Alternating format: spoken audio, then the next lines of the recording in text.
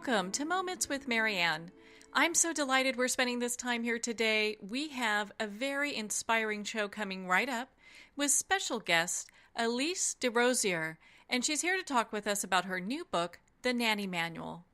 Now, Alyce has over 20 years' experience guiding hundreds of parents through the process of hiring and retaining the best nanny for their child. Early in her career, she recognized that children thrive when parents and nannies provide care in a similar enough way to ensure the child learns to trust those adults caring for him or her and to understand who she or he is in the world. So let's welcome to the show Alyce. Thank you. Very happy to be here. What a joy it is to have you here, and what a great book. And it answers so many questions for people that are looking to incorporate a nanny or even how to decide how to incorporate another person to their household to help them with raising their children. Mm-hmm. Yes, a very important decision. Yes. Well, and so what inspired you to write this book? Well, there's actually three main reasons why I felt it was important to write the book. And first and foremost, I'm a clinical social worker, and I wanted to ensure that kids get the best care possible. And I also wanted parents to get the information and the resources that they need to make this most important decision about who to hire to take care of their child. And lastly, I really wanted parents and nannies to know that good care happens when their relationship, the parent and the nanny relationship, is a healthy one. So that's what inspired me really to get started to write the book. I really wanted to give parents an appreciation of what is involved when they make the decision to hire a nanny, how to go about the process to hire, and how to work with their nanny to give their child the best care possible. Well, it's such a great resource, and for people who are all on different ends of the spectrum looking for assistance in the home, you really do provide not just the breakdown, as far as what would be the best type of person for them, but also how to go about researching and learning more about the person that they're going to incorporate. Yes. One of the challenges that parents have when they make a decision to hire is they come into a market that of childcare providers that is unlicensed and unregulated, and that in and of itself presents a big challenge to parents to know who to hire and, of course, how to go about the process so that they can establish at least a very beginning level of trust that the person that they're leaving in the care for their child is somebody that could provide responsible care and, of course, someone that they could trust to provide the best care for their child.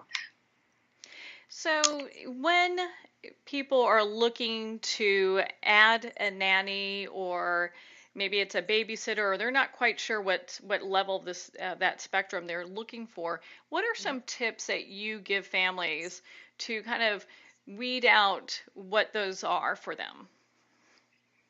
Well, I always expect and want parents to first, really know what it is that they need before they even start to look.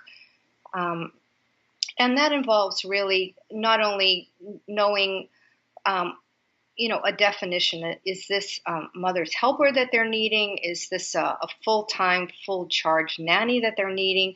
Is this someone, of course, temporary, or someone who would be taking more at a babysitter role with the family? And then, of course, to be taking as much a close look at the schedule and the hours and days, of course, that they need care. And making really informed decisions, or looking closely really at the other pragmatics of the hiring process, which has to do with legal issues, has to do with what minimum health, safety, and background check requirements that they should expect of whoever is caring for their child. So there are some practical considerations that parents need to be thinking about and making decisions about before they even start. And then, of course, there's the other more emotional landscape that they should be also addressing before they start, even looking for a nanny. Before beginning that journey. Well, in your book, you talk about the new mother and that it takes a village. Can you expand a little bit on that, if what that means for our listeners? Well, you know, and I'll start with the question about the new mother, because, we have since certainly the feminist movement starting in the 60s and going well into the 1970s have supported moms to be able to return to the workplace while also being responsible to care for their children. And even though we have provided a lot of support to help moms be able to do that, these have been primarily in the realm of work-family benefits and supports, such as job sharing or family medical leave. What we've failed to really include in this is just really how moms would feel about doing this and how they would go about really sharing this responsibility to be raising healthy children with someone else. And for some moms, clearly that is for every Monday through Friday, which can be up to 10, 12 hours a day of care. So that this is what moms now have been facing since the 1970s is how do I take the responsibility and adopt the identity of being a mom while I am also handing over some of that responsibility to another. And that other, certainly here in this country, is often someone who is not family, someone who is a stranger. So in that regard, I look at it takes a village as it being someone who enters into the family life, generally when mom returns back to the workplace after maternity leave, and really is in many ways instrumental, and I would almost say a partner with the family in supporting and assisting in raising healthy young children. So in that case, it's in many ways a new mom, and it does very much take a village in order to be able to do this, and part of that village does include a nanny. Yeah, well, and especially when you have parents, both moms and dads, that are looking to continue their career and being at home as much, I would think that having somebody in the home would really help them move things forward with their family in general. For, as you were saying, like it depends on the different hours that they need somebody for. Maybe it's picking up the kids from school and dropping them off, or whatever that might look like. That's right. Generally, yes. No, go ahead. Well, what we often see and hear, certainly in the Bay Area, where a lot of the work that I've been doing with families takes place, is that when parents with a newborn start and make the decision to return back to work after maternity leave, it's difficult, if not almost impossible, to find an opening in out-of-home care, in a child care center, in a family daycare home. So for parents who need to work long hours, then they often have no alternative but to hire a nanny, because child care is not possible to be found otherwise in out-of-home care. As children get to be closer to the preschool age, 2.5 or 3 years old, and as available openings in preschools become more available, parents often transition in the form of care from a nanny to a preschool setting. At the same time, just as you pointed out, for many parents, they still need somebody who will take responsibility to be doing the pickup from school and being with the children until mom and dad get home, which often is between 6:30 in the evening. So the need for a nanny often continues, even though the hours may change, and the kind of care may look differently as the children get older. Well, and you touched on this just a little bit ago in regards to challenges that parents face in hiring a nanny. What are some of the biggest challenges that you see that parents come to you and go, gosh, we really need help with this? Well, I think the biggest challenge is really finding the right person to be part of their family for that time in their family life. Um, the market is, as I had said, an unlicensed and unregulated market. So parents, of course, need to be asking questions first of themselves before they get started to have the basics down. And then often parents are going out either to local mothers groups to look for resources. They're going online to large online websites such as care.com, or certainly by word of mouth looking for someone. But the real heart and soul of the decision about who to hire often falls down on not only is someone available during the hours and days that they need care, but who is this person and how does she care for children? And will she be caring for children in a similar enough way that we do, so that our child gets a predictable and a reliable care? So often, there's the pragmatics of finding someone that is challenging, but it's also who to hire that would fit in well with the family that also presents a challenge. With the family dynamics. Do you often get people that come up to you and say, we've seen Mary Poppins, we want that lady who's going to like transform our home and our family, and she's hitting all of our high marks on our wish list? Well, I think that's certainly something that most parents do want, and it's the myth of Mary Poppins, someone that would just show up at their door when they need someone, that would be available whenever they need care, and certainly isn't going to break the family budget. That kind of profile is someone that would be, and rightfully so, on anyone's wish list. What often happens, of course, is that reality certainly strikes early, and parents have to be making prioritizing expectations. Sometimes in areas where they don't want to compromise, but in order to find good care, then some of these wishes or expectations have to kind of fall down on the list, and they can't always get all of what they want.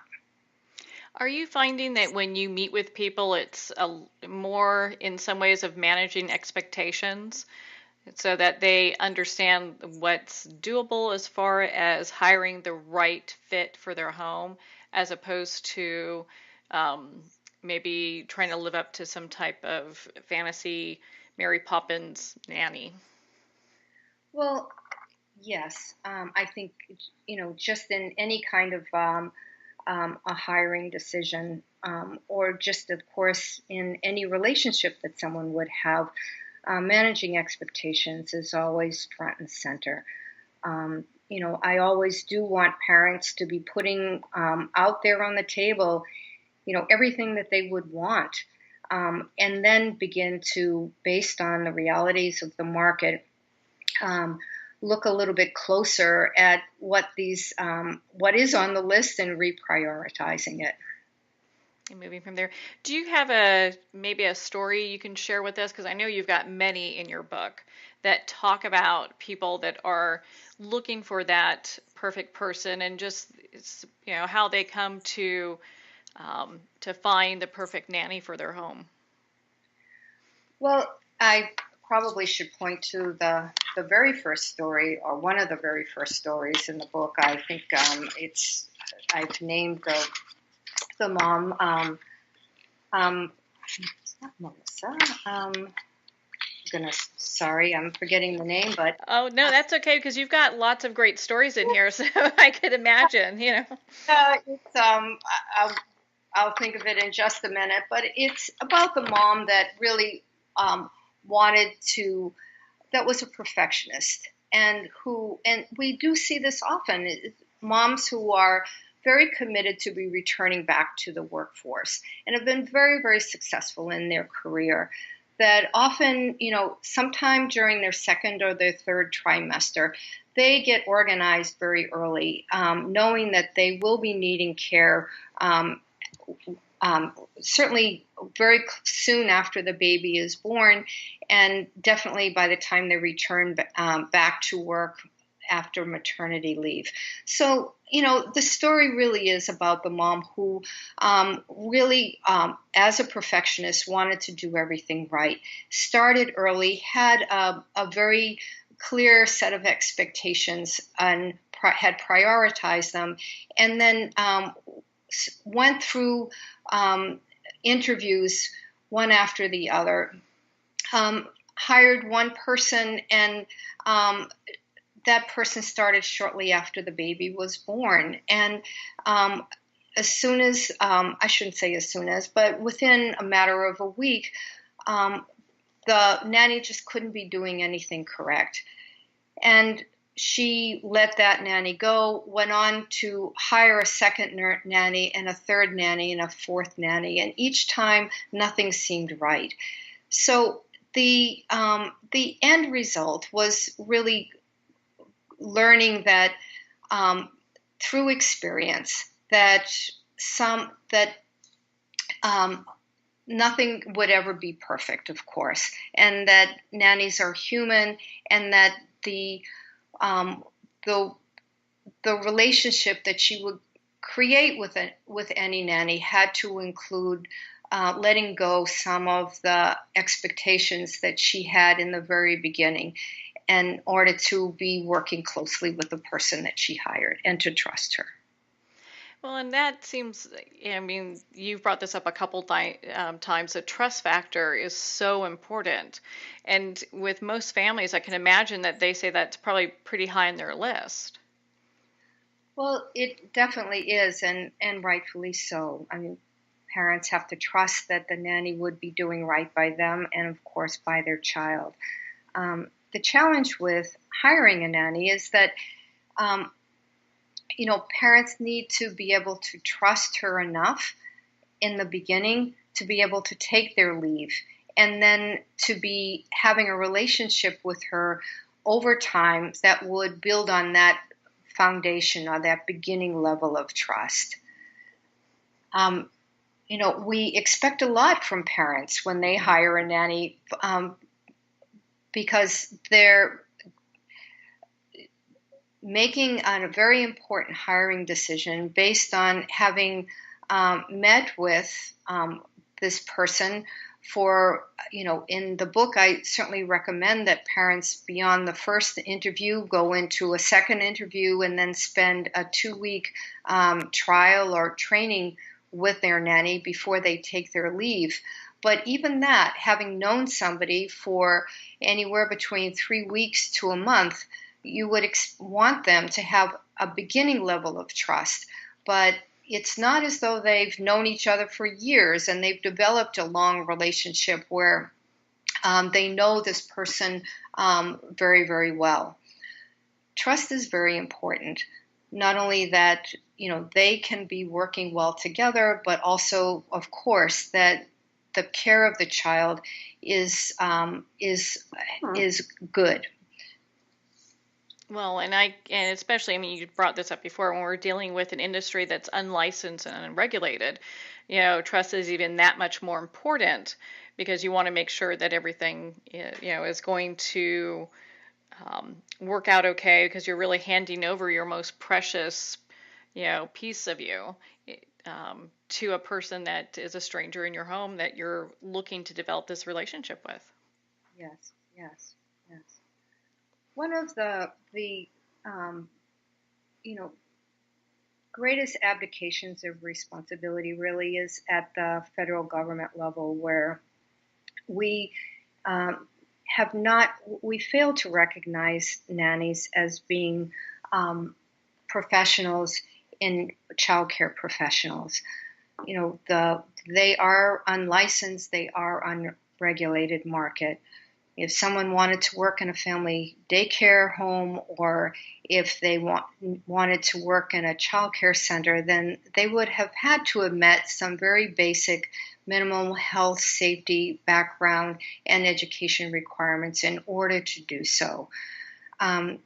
In addition, that we give our taxpayer, a lot of our taxpayer dollars goes to, and rightfully so, supporting childcare professionals in order to provide good care, to know what makes good care, and to be providing good care, and to be working closely with parents to ensure quality care.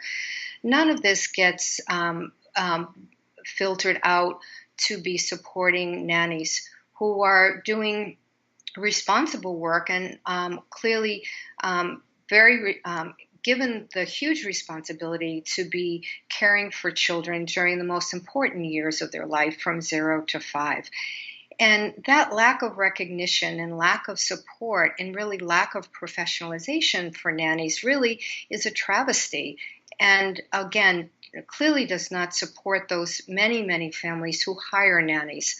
Again, it's both unfortunate and I think a big abdication of responsibility that we have, both at the federal government level as well as even down to the professional level, where professional organizations that support child care providers in out-of-home care really don't provide the kind of support to nannies and recognize them as professionals doing important and valuable work that they do. Yes, without a doubt. Well, and so to kind of dovetail with this, what are some of the misconceptions that people have in regards to hiring a nanny? Well, there in the book I state that there are 10, and they're pretty well known. One is what I call sort of the smoke and mirrors syndrome. And that means that 20 years of experience means that it's 20 years of good experience. The other is that, I can't afford quality. All the good nannies work for wealthy families. The other myth is, I just want a babysitter. All she's doing is just watching my kids. The other one, in some ways, touches on what we had spoken about previously, is our nanny should be perfect in every way. Our nanny loves us and she'll do anything that we want and be available anytime that we need her. The other myth that we see often is that one size fits all. She was great with my best friend's family, so of course she's going to be great with us. The other is sort of the yo-yo effect, and that happens, we see often, where the last nanny didn't work out. Maybe she was young, so when I get started to find someone different, then I'll look for someone who's older this time. The other is what I call sort of the percentage effect. She'll do 70% house cleaning and 30% childcare, so I'll get a good house cleaner. My child knows best. It's another misperception that, if my toddler says that he doesn't like her and wants her to go away, then away she goes. And, of course, not trusting your gut. My gut says something doesn't feel right, even though everything else seems okay. And finally, the last misperception that we often see is that one about, I'll get started tomorrow. There's plenty of time to do this. again, a misperception, because clearly it does take time to go through a process, an informed process to hire. I generally advise parents that, it's good 4 to 6 weeks to get through a solid process to hire someone. So the myth or the misperception that I'll just get started tomorrow, there's plenty of time to do this, is another misperception that we see.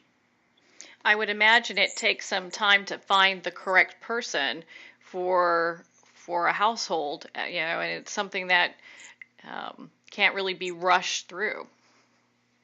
Yes, that's right. The typical process, as I've seen it over the years, does take 4 to 6 weeks to hire. Where the very first week is really involved assuming that you've sat down and made some important decisions before you even start looking. But in the first week, just getting the word out and hearing back from others about who is available. That takes a good week to be getting the word out and filtering through the many responses that you get, to be making decisions, which typically happens sometime around the second week, about who to interview.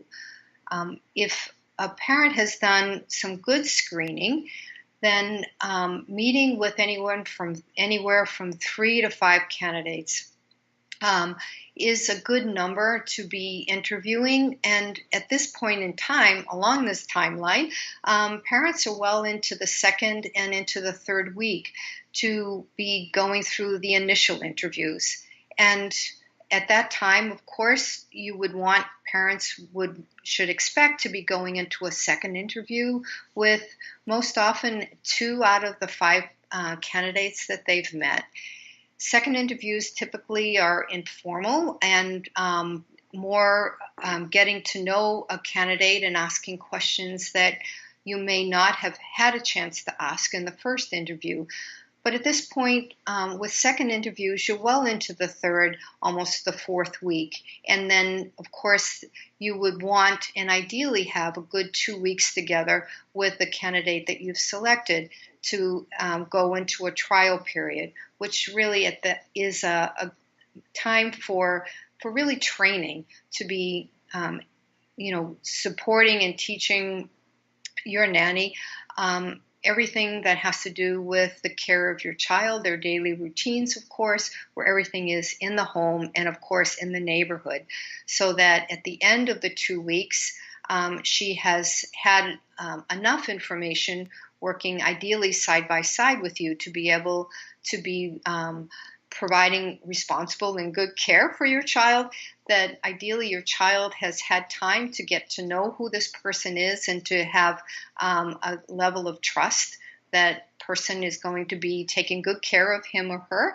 And of course, for mom to be able, or dad to be able to take leave knowing that their child is in good care. So this all takes place very quickly, and again, as you can see, 4 to 6 weeks is a timeline where parents should expect to go through an informed process. It could seem like 4 to 6 weeks would go by very quickly with all that taking place, the second interview, and everything that needs to be done to ensure that you have the best candidate, for the job. Yes, it does go by very quickly. And of course, life happens and not everything goes like clockwork and as smoothly as expected. So, giving yourself plenty of time to be able to manage some of the unexpected changes that can occur through the process is also another important consideration when giving yourself enough time to be able to go through an informed search. On that note, we're going to pause here for a quick break. We've been speaking with Alyce Desrosiers in regards to her new book, The Nanny-Manual. We'll be right back after these messages.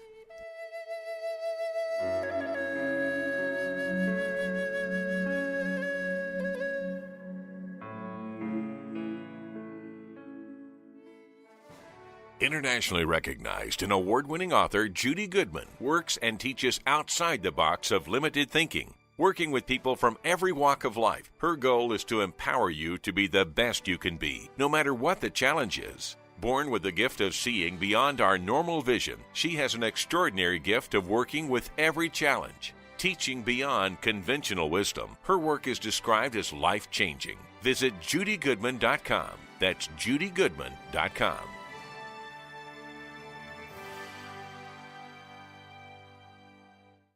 There comes a moment when you realize you're somewhere special, when you discover that each beautiful creature that you see has been rescued from a life of absolute horror and brought to this incredibly free place. Here's where their lives were forever changed, and where yours will as well.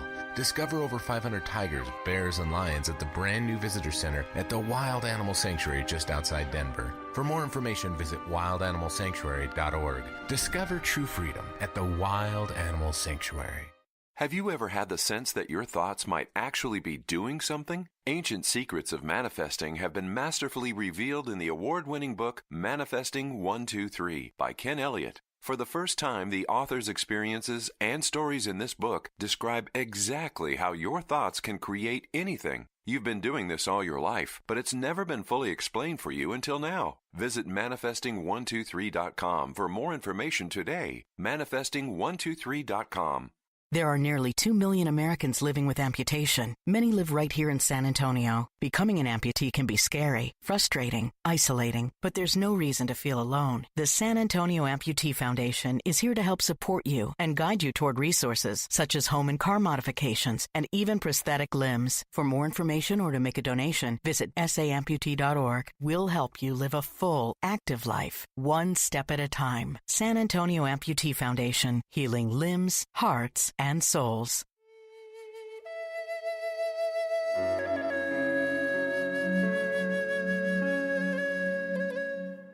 Welcome back to Moments with Marianne. So we've been talking with special guest Alyce Desrosiers in regards to her new book, The-Nanny-Manual. So Alyce, I have a question. How involved are dads in this hiring process? I think a lot of times people think that maybe dads aren't that well either informed or that involved when it comes to hiring a nanny. What's the reality of all that? Well, dads are included, and I think, and I hope that I had made that clear, but it's often that they're included more as a silent partner in the process. In my experience, and I've worked with hundreds of families here in the Bay Area, dads are very involved in the decision-making process. They want to make a good hiring decision. But what often happens, either by default or by necessity, that they end up being, as I think of, as sort of the silent third in the hiring process. And this can happen in some very subtle, unspoken ways. Often, the media, as well as, common perception, I shouldn't say common perceptions, but more media has not been favorable towards dads and nannies, where, clearly we have some very high profile dads who have not done right by their nannies, or have had famous dads have had affairs with their nannies. So oftentimes, dads take a back seat because of this misperception about their role with nannies. But more on a practical note, if mom is on maternity leave, then often she's the one that gets to be the point of contact, to be managing all of the logistics of the hiring process, with dad stepping in for interviews and supporting the decision.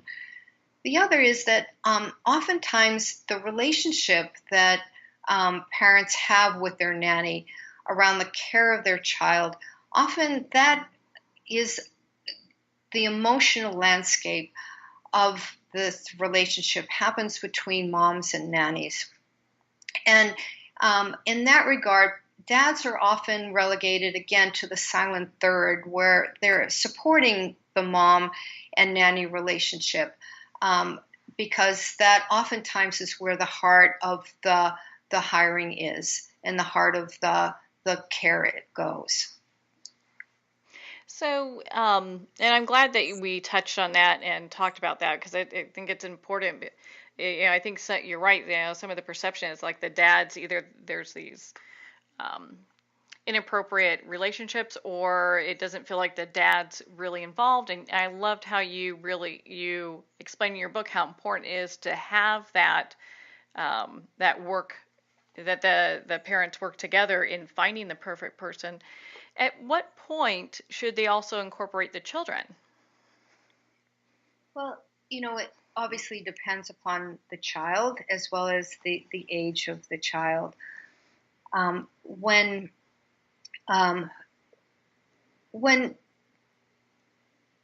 children are infants, up until I'd say 12 months of age, parents often include the child in the interview process.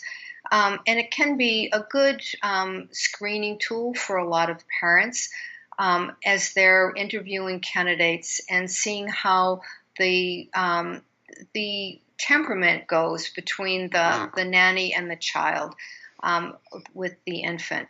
But as children get older, then certainly whether it has to do with the very early months where separation anxiety kicks in, or when children start to get to be a preschool age and begin to have some very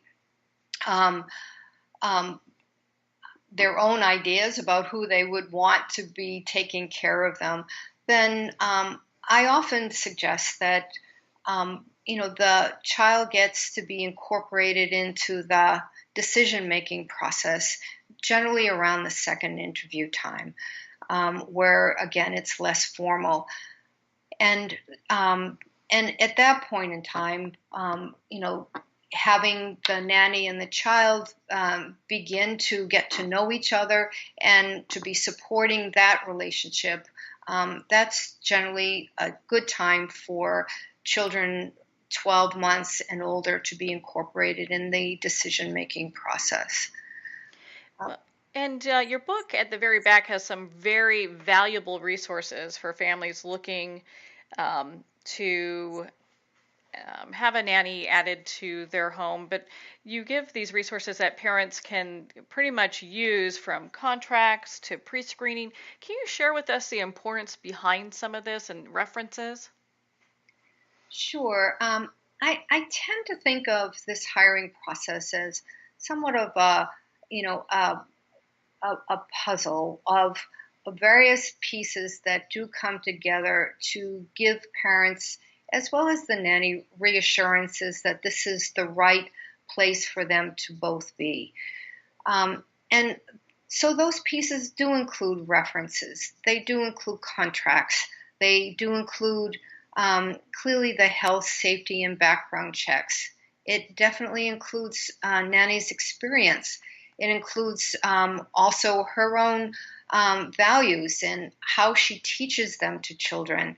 It includes, her experience in caring for children of the same age. All of these pieces need to be investigated as you go through the hiring process. And little by little, as these pieces are known, they do fit well enough together to be giving parents that sense of trust, that this is the right person, and that this person I could trust to be leaving my child in their care. So it's not any one piece, but there are many different pieces, and they do include all of those that we've been talking about.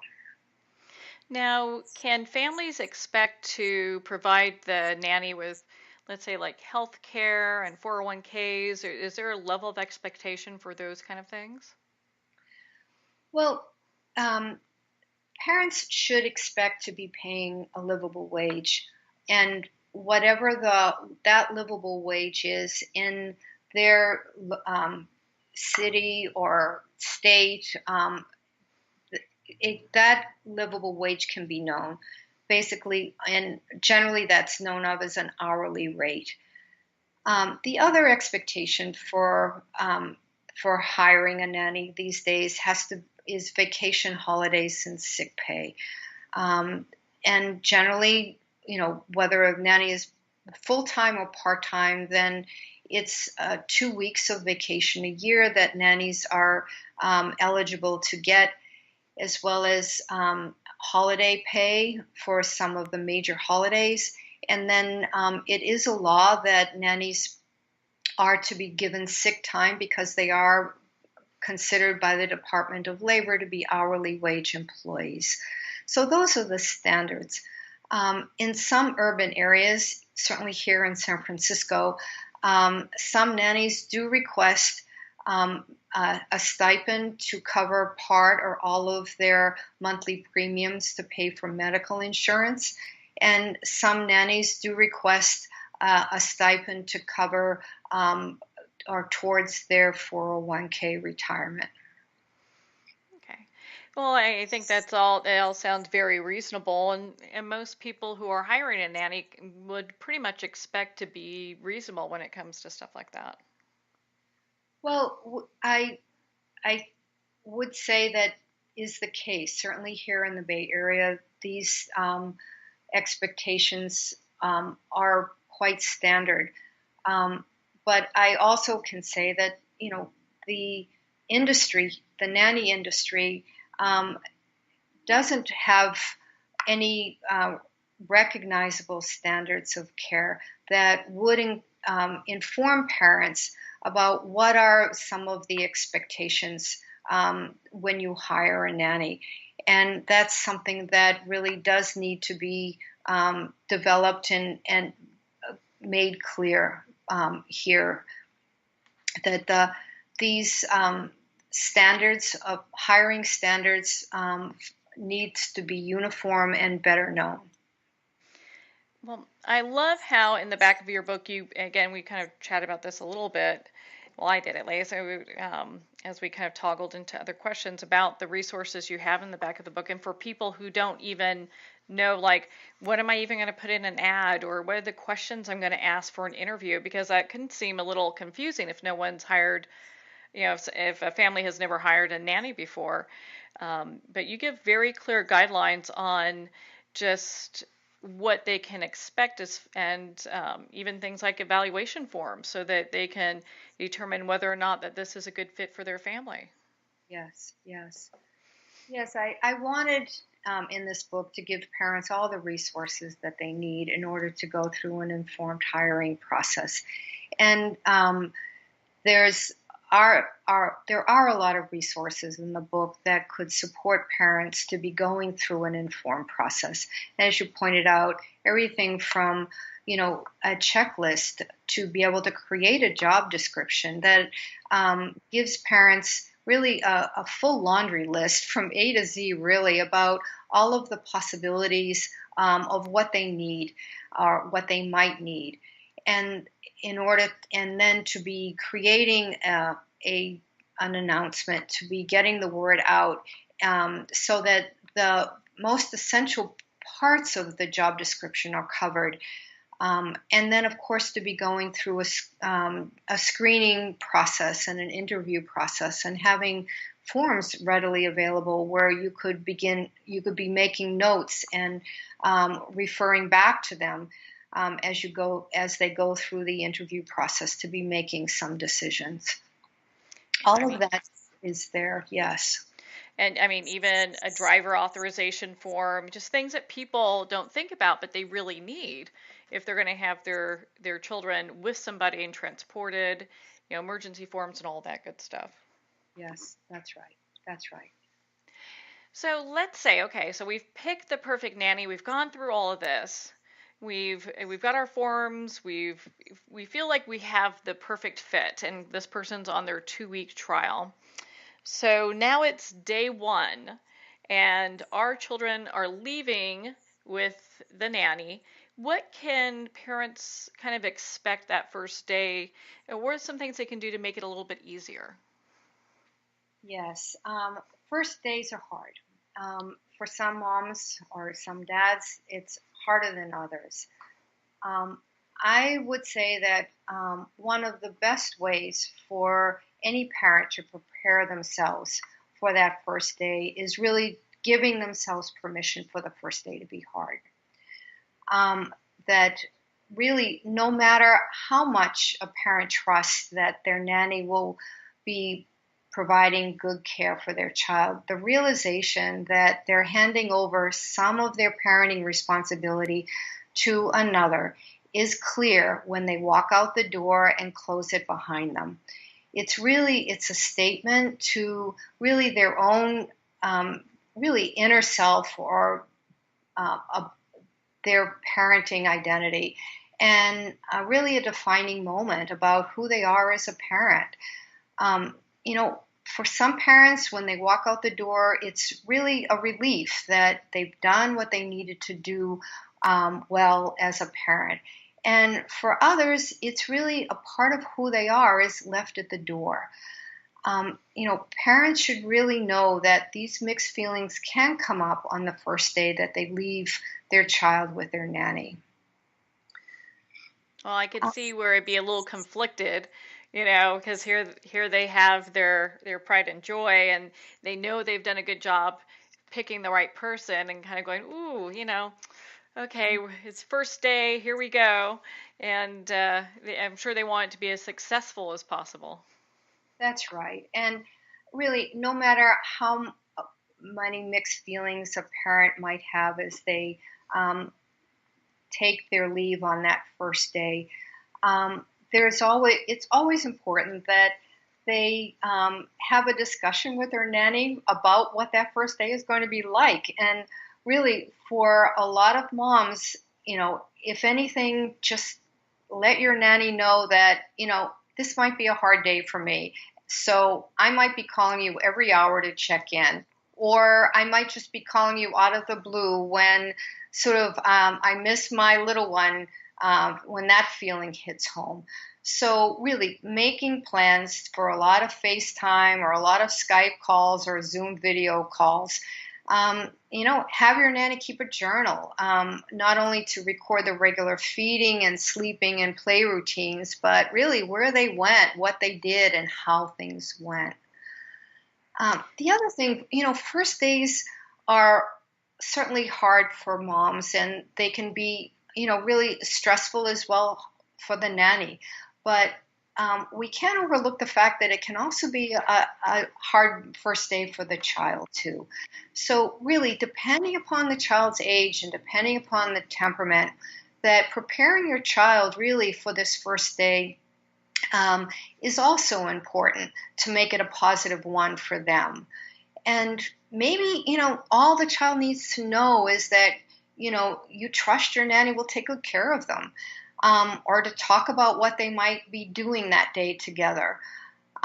Letting them know that how you'll all talk together while you're away and when you'll be back. Children often really just need to know that their mom or their dad trusts the person that they're being left with, and that they'll be paying attention to where they go and what they do, and that they're available to talk to them anytime. And of course that they'll have fun together while mom and dad are at work. So again, preparing your child for the first day is as important as it is as preparing yourself, as well as preparing your nanny for what will happen. I can only imagine that fabulous nannies really are in high demand, and word gets around. So what are some things that parents can do to make sure that they keep their fabulous nanny? I talk about this in the book in terms of sort of the 4 C's. One is collaboration is important, and that's keeping in mind that your nanny really is part of the team in helping care for and raise your child to be the healthy person that you want your child to be. The other C is communication. And, we talk a lot about having effective communication between employer and employees. But, in this particular hire, effective communication means really taking the time certainly in the beginning, to be sitting down at least once a week and really having a good heart-to-heart talk about how are things going, and with you and with this little person, and how are things going between the two of you, and keeping a really healthy, open dialogue between the two of you, between the parent and nanny, is so important, certainly in the very beginning, but ongoing over time. The other is compensation, and paying a livable wage is so important, that I can't overemphasize the fact that nannies are in the park with other nannies sitting on the bench, and conversations happen. And if your nanny is not being paid a livable wage, and she finds out from her cohort of other nannies in the park that they're getting paid more than her, then it's parents run the risk of nannies leaving far too soon. And then finally, continued education and training. And I'm a very strong advocate of having professional development, education, and training for nannies in the same way that we have for preschool teachers or family daycare providers. Unfortunately, in this particular industry, there's a myth or an expectation that nannies who have been doing this work for a long time, they don't need to learn anything more because they've taught me so much or they know so much. And while I certainly believe that is true, because I know many nannies here with 20 plus years of experience, nannies want to learn, and there's certainly so much valuable information that we now know about the importance of the very first 5 years of a child's life, that nannies can benefit from learning, that really impacts how they care for children and how they communicate with parents about the care that they're providing for children. That continued education and training is another part of keeping the relationship healthy.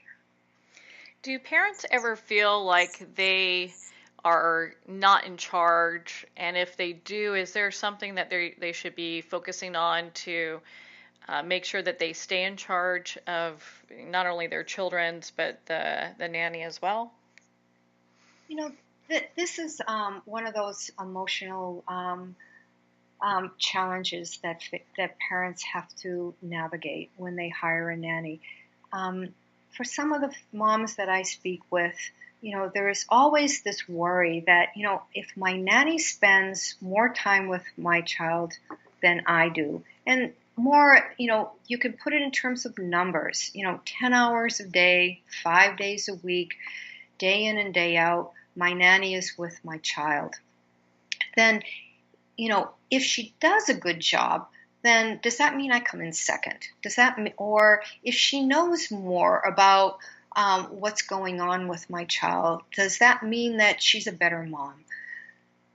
These kinds of worries can come up unexpectedly for parents, and I always remind them that this is a natural part, and in some ways a good part of the relationship that parents have with the nanny, because in many ways you do want your nanny to be informed and to be attentive and to be knowledgeable.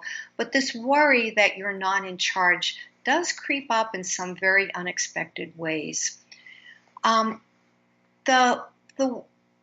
That's where good communication and collaboration comes into play, because if a parent, if they're starting to feel as though they're not in charge of the relationship, then sitting down and having a healthy discussion with your nanny is key to be alleviating some of the worries, as well as to be having an orientation with the nanny that we're in this together. And what is it that you're seeing that about what's going on with my child that I could learn about or that we could work on together? It's not that someone is doing a better job or that someone knows more. It's really about, again, we're in this together, learning from each other about this little person in order to provide him or her the best care possible. Yeah, to move that possible. Well, and so for our listeners that are looking to incorporate a nanny into their home, of course, we want them to pick up the nanny manual and have that on hand. What tips would you like to leave our listeners with today? Well, first and foremost, to be recognizing that hiring a nanny to be taking on the responsibility to supporting you in providing the best care for your child and raising a healthy young person to be who you would want this person to be is an important hire. And that going through a process to make a decision about who to hire should be a thoughtful one and an informed one. I've certainly provided in the book itself and through the website, the Institute for Families and Nannies, or tiffin.org, all of the resources that you would need to go through in a hiring process. So I would want parents to be able to pay attention to what they're doing, to go through a process in an informed way to make this important decision, and to be working together with your nanny in order to ensure that your child does get the best care possible. Again, it does take a village to be raising children these days, and part of that village does include a nanny. And I would want parents to be seeing this important hire as an important person in their process to be raising a healthy young child. Now, you mentioned your nonprofit, tiffin.org. Can you explain a little bit about what the mission of that is? Sure. We launched actually just in January of this year, and our mission is to establish a recognizable standard of care for the nanny industry and best practices for parents and nannies to work together to provide the best care for children. So we're going about doing that by providing professional development and education and training opportunities for nannies in partnership with parents. And we're in process to get our monthly continued education and training workshops up and running, which will start in September of this year. And we're also very well underway with our professional development program, which is an infant toddler caregiver course offered for nannies and through a national organization, PITC, which is a partner with WestEd. Okay. Well, and so if people are looking to connect with you and learn more about your book, The Nanny Manual, would they go to that website, or is there another resource for them to look at? I think the best resource for them, I wrote the book and I donated the book to the Institute for Families and Nannies. So I think the best way for parents to be getting in touch with me and our organization is through tiffin.org, TIFFAN.org. Oh, perfect. Well, Alyce, thank you so much for taking the time to be on the show with us here today. Well, thank you very much. I truly enjoyed it. It was a pleasure. So thank you. Well, thank you, Alyce. It's been fabulous to spend this time with you and learn more about your book, The Nanny Manual. Well, we're at the end of our time today. I would like to thank everyone for tuning in. You've been listening to Moments with Marianne. And remember, make every moment count.